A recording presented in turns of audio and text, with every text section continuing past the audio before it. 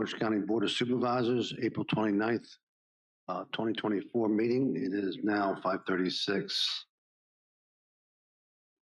Mr. Solons, would you please lead the invocation?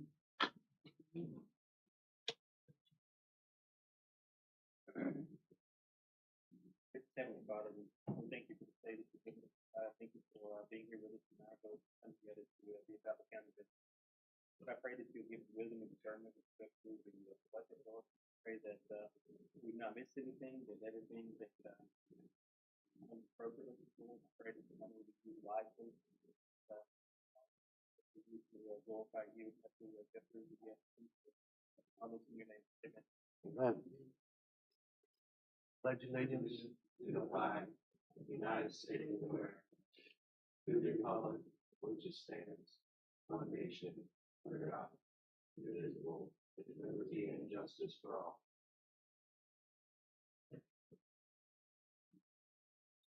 Mr. Stroud, are you online?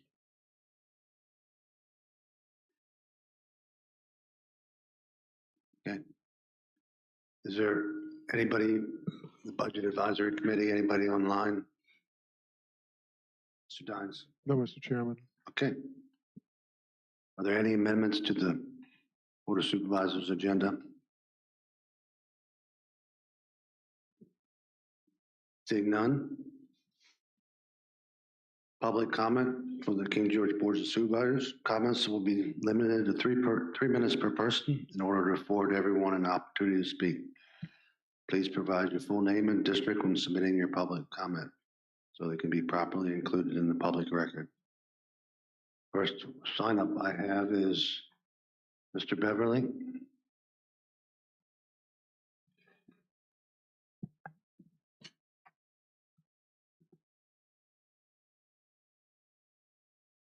Good evening, King George County Board of Supervisors, Budget Advisory Committee. My name is Tristan Beverly. I'm the president of King George County Professional Firefighters and Paramedics, IFF Local 4438. Now, we recognize the challenges you face in balancing the budget, as we also have to manage our own budget for the union. I'm here tonight to collaborate with you in ensuring the safety of our citizens, visitors, and the members of Local 4438 by advocating for an adequately staffed fire rescue department. In the past year, our Department of Fire Rescue and Emergency Services has experienced a significant turnover, with almost a third of our staff leaving for other career opportunities, whether that be going to a different field or going to another department that pays more money. While we respect their decisions, this has left us understaffed. Currently, we are only 2 personnel away from being an entirely staffed shift short. An entirely staffed shift is 19 personnel. We have 17 vacancies. Although we have 12 recruits to fill those vacancies in the academy, they're not going to be in the field and count towards staffing until August of 2024. The main issue we face is the need for adequate staffing. Currently, we're utilizing a cross-staffing model at Company 2 in Dahlgren and Company 3 in Fairview Beach. Cross-staffing means that 1 or more firefighters are assigned to more than one piece of apparatus. This model reduces the effectiveness of our trucks and places our citizens, visitors, and staff at risk. NFPA 1710 recommends, which is recommendation by NFPA and by the IFF, state that fire apparatus should be staffed with a minimum of 4 personnel. Having 4 personnel on every engine would make us more efficient on the fire ground than an engine that responds with a driver only. To address these challenges, we are asking for your support in 2 key areas. Adequate staffing of the Department of Fire Rescue and Emergency Services to better serve the citizens and visitors, and reduced response times, and competitive compensation for our fire rescue members who serve and protect this county day in and day out, 24 hours a day, 365 days a year, so that we can retain our highly skilled personnel and remain competitive with our neighboring counties like Stafford and Spotsylvania. We appreciate that you did not cut our step and grade pay scale in the budget work sessions, and we recognize that, and like I said, we appreciate it. However, we urge you to reconsider also funding the 5 new positions requested for our fire rescue services in the upcoming budget. 3 of those positions are firefighter EMTs. Those firefighter EMTs will help make sure that all 3 engines will be staffed with a minimum of 4. We look forward to working together to ensure the safety and well-being of our community and the members of Local 4438. Together, we can ensure that King George County remains a safe place to work, live, and raise a family.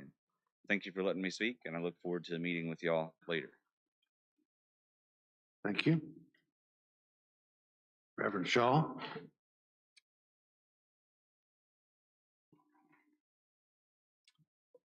James Shaw, James Madison District, columnist for a monthly King George County column published in the Northern Next Sentinel. No hat tonight. Next time. If I were to wear a hat tonight, though, it would be for a taxpayer of King George County. Taxpayer who is quite happy. Taxpayer who recognizes that the team that was put together has come through and done what they promised in the campaign. No raising of the tax rate. That's what's happened. Thanks be to God. The board is to be commended for a balanced budget that does not raise that rate. And we ask, you know, I represent other people and stuff. They encourage me and that kind of thing. Keep up the good work. May God bless King George County. Thank you. Thank you. Mr. Dines, was it both of those comments properly recorded?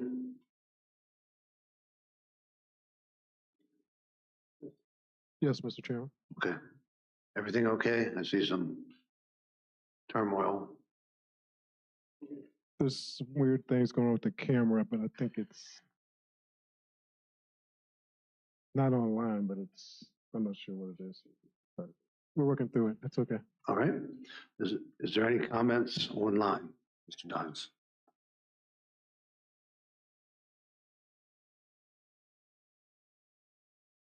No, Mr. Chairman. Is there anything to be read in the record?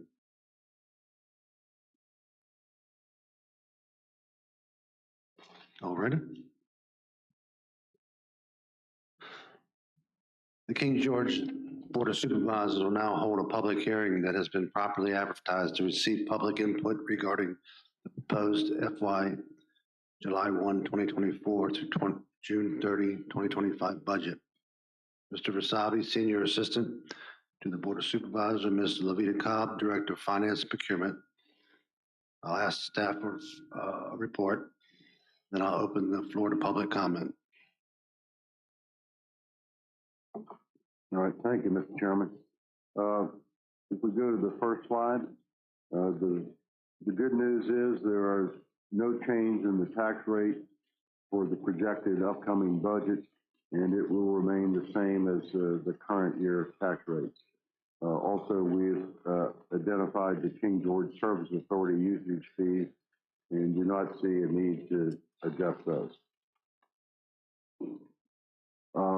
If you go to the next slide, the fiscal year budget compared to the current fiscal year we're in, 2023-24, and fiscal year 24-25, which is the budget we're considering, involves an increase of $17,210,000 or $210,106. Basically, if we go to the next slide, it summarizes not all, but some of the significant increases. Information technology involves an increase of $508,523, and that basically is an addition according to the contract that the board approved for the Tyler ERP financial software that is sort of going in progress right now of installing. The administration and Department of Social Services increased by $260,000. That basically involves the DRS encouraged the localities to budget 15.93% for the hybrid members, which would be new employees that had not worked 5 years under the county system. And then the health insurance for those folks was $52,416, and in their step plan is $154,366. The Child Services Act, as you all know, that program can fluctuate on a dime. 1 month you can be in a good position, and the following month at-risk students are identified and approved, and you're right back to adding more money to your budget. But that basically is $947,327. The school operating fund is 3.7 million, and that basically involves, as the superintendent explained to us a couple weeks ago, the healthcare increase of 11%, the COLA increase, the adjustment to the compression at step 6, and the hybrid separation defined contribution increases. Also, then we had the tourism funds, which increased by 176,000 by consolidation of the public information officer position to that fund to assume both of those tasks, and then an increase in the contingencies of 142,900, which is important to give the new county administrator the flexibility to deal with budgetary changes ongoing during the year, rather than waiting until the end of the year to hope you have savings to cover those line items and budgets that have went over. So we believe that's going to offer finance and the new administrator much more flexibility in dealing with the budget in a manner that should have been dealt with over the years. The budget, the 24-25 budget also includes the increases for the sheriff office and fire and rescue under their service pay plans that were approved previously by the Board of Supervisors. All other county employees will receive a 3% raise, and the county also had 11% increase in health insurance costs, which is estimated at this time would be $408,166. But that can vary because you may have a person who you're paying single coverage for, and they may be replaced by somebody that's family or dual, so it changes the equation, and that goes on throughout the whole course of the year. You just hope at the end of the year you're on the positive side of the premium experience. The Sheriff's Department, 2 new budget positions for the bailiff are included, and with your new courthouse going to open, I guess, later this year, there's going to be a lot more activities and multiple courts going on probably at the same time, and so those positions will be necessary. And then also the request of the registrar to upgrade a part-time position in the registrar's office to a full-time position due to some personal matters and other things with the presidential election upcoming. One item I also included in the next slide is the Department of Education is required to report to the legislature annually the required local effort for the standards of quality, whether it's been met by the 128 school divisions. You should have a total copy of that report on your desk, although we pulled out summaries for this presentation rather than going into the significant detail that's provided in that report. The low was Highland County, which was 19.45, below the required amount. If you know anything about Highland County, I believe it's a very small county, and they struggle, I know, with revenues and so forth. So that's not a surprising number. The high is West Point, 237.25% in excess of the required amount. But unless you know something about these communities, you got to drill down. While West Point has one of the largest taxpayers in King William County in the center of their town. So that makes a significant difference when you're financing a school operation.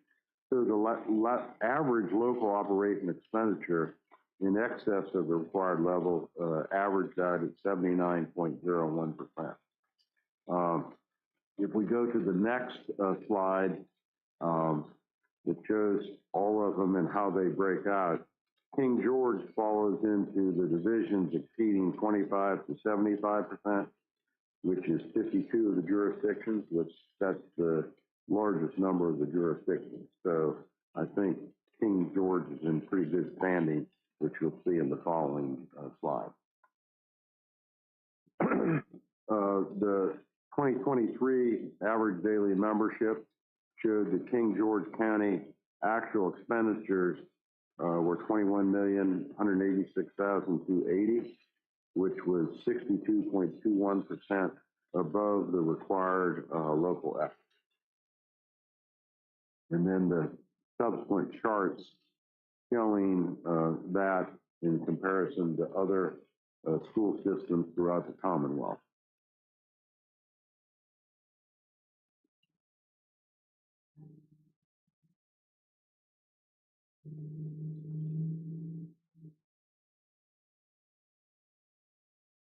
And then the remaining slide beyond that is that all school divisions certified that sufficient local funds have been budgeted to meet the required local effort for the SOQs programs in fiscal year 2024, which they have to do that usually in the fall when they start their semester.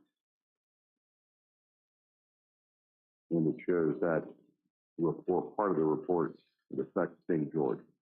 Lastly, I've done a little analysis of your audits. I went back to the assessed value of the taxable property for a 10-year period. And basically, I'm looking at the increase over the prior year. And back in, let's see, it was 2012-13 compared to 13-14, you notice you had a decrease of 4.01% in your values. That was most likely due to still the effects of the recession that occurred from 2008 to kind of lingered on through 2015. So I'm sure it was most likely you did your reassessment and you had the reversal of what it normally does when your values increase of reducing the rates downward, that adjustment would be made. But it basically shows a pretty steady progression of improvement in your assessed values. 21, 22, it was rather significant, 19.11%. And in 22, 23, it was 16.85. But I believe one of those years was a reassessment year, I believe. I'm not sure which one it was, but so that would account for one of those significant. So we've simply charted that out to show that the county is making progress. The yellow, or I guess orange or yellow line average, that is the values including the land use figures, which are deferred. So you have to subtract those out because they're not calculated when you're calculating the taxes, the deferral. And so the blue line is what basically shows is what you use to do your calculations on the real estate. One of the issues that I know that a number of the county administrators during our meetings looked at that's possibly problematic is traditionally the land use program was for people in the timber business, farming, and so forth. But then it was changed when individuals could purchase property and put it into these land bank programs and so forth, get the state and federal tax credit. Then it also goes into the land use program, and it's permanent. Not like a farmer or somebody who has to come and reapply every 4 to 6 years or when you do your reassessment. And I know we've talked with the legislators about this because it's basically a permanent tax cut. And usually, a lot of these people, it's they buy a significant farm or something, and they put a lot of it in this program. And so basically results in the locality absorbing the tax hit. And so I know everybody wants a tax break, but eventually what that does is drives up the cost for everybody else.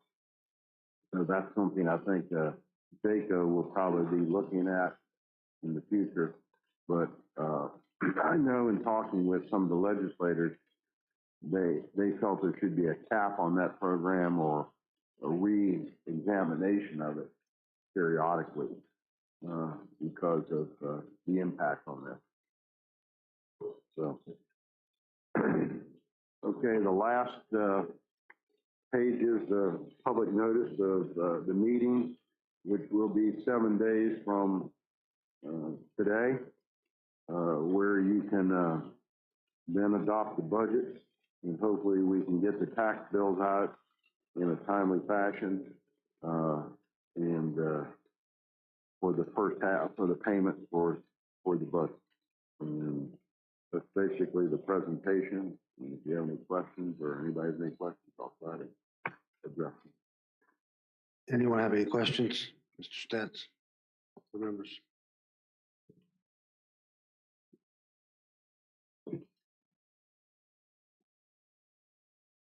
I will open the floor for public comment. Public comment is limited to 3 minutes per speaker. In order to afford everyone opportunity to speak, please state your name and address before your comment.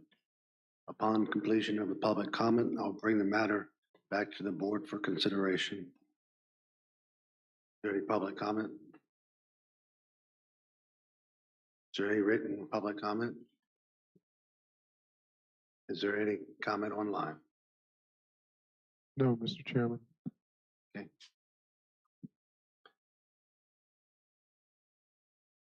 I'll bring it back to the board for any discussion.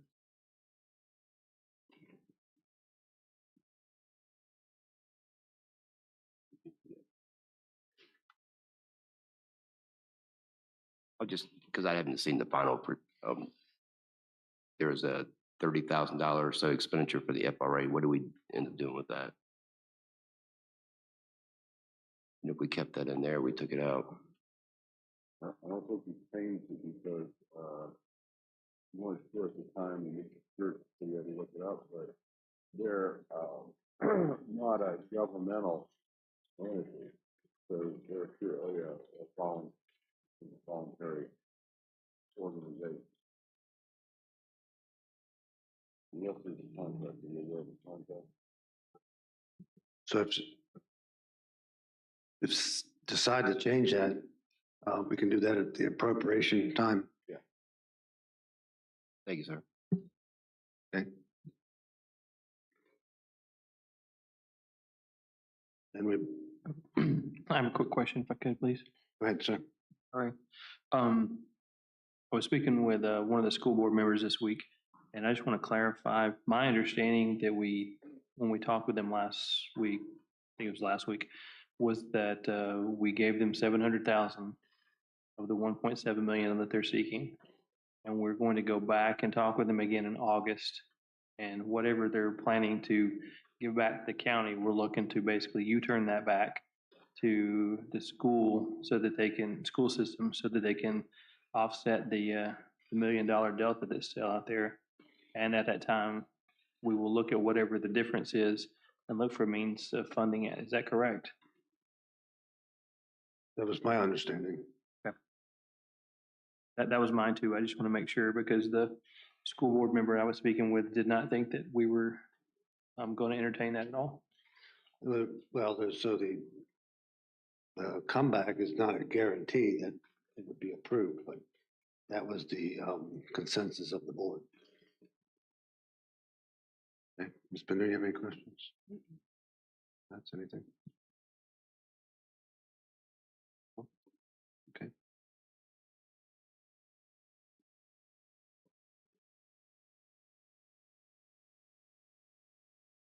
Next Board of Supervisors public meeting will be held Tuesday, May 7th at 4 o'clock in the boardroom, Rincon Building.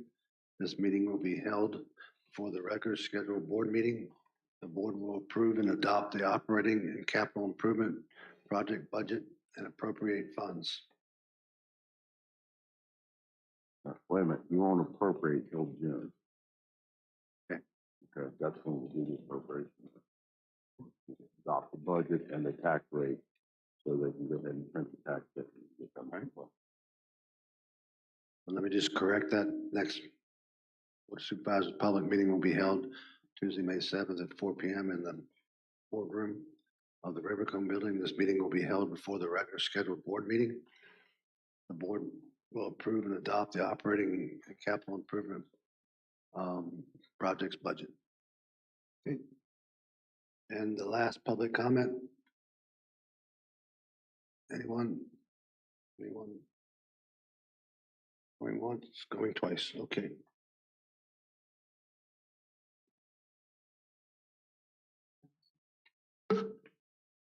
I make a motion to adjourn to Tuesday, May 7th, 2024 at 4 p.m. in the Robert H. Combs Boardroom.